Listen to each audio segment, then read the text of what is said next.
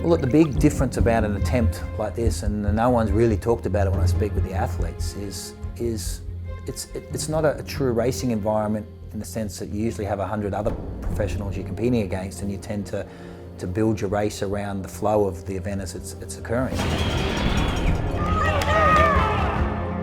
This is a semi-solo attempt. Whilst the athletes are racing another athlete, it's very much from the onset going to be lonely in the swim. There's not 500 or 600 other athletes around you that you can pace off. It's going to be a very, very lonely bike ride. Most of the athletes are used to being in groups for at least the first 4 hours of racing and before they start to apply the pressure. Now that's all going to fall on them and their teams to assist in that pace, and they have to really know the pace, know where they want to go, because they're controlling everything that's happening around them. They're asking their teams to move quicker, the pace to be set faster, because it's up to them. But when they step off that bike after these times, and I know when I've pursued world records and tried to get that margin of error on the bike, I always tried to set my world record attempt up with big bike rides.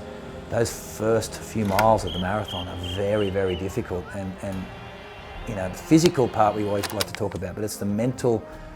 You know, you always ask yourself as an athlete, am I having one of those good days? You know, these insecurities bubble up when you start to suffer, when you're under duress, and those insecurities are the things that shape your day. And you know, when you take those first few steps and you have to run a 2:30 marathon, which we're asking the men to do, or the fastest marathon ever delivered in a 9-distance race we're asking the women to do, it's building that confidence with bad legs early in a marathon, because you don't have the luxury of finding your pace.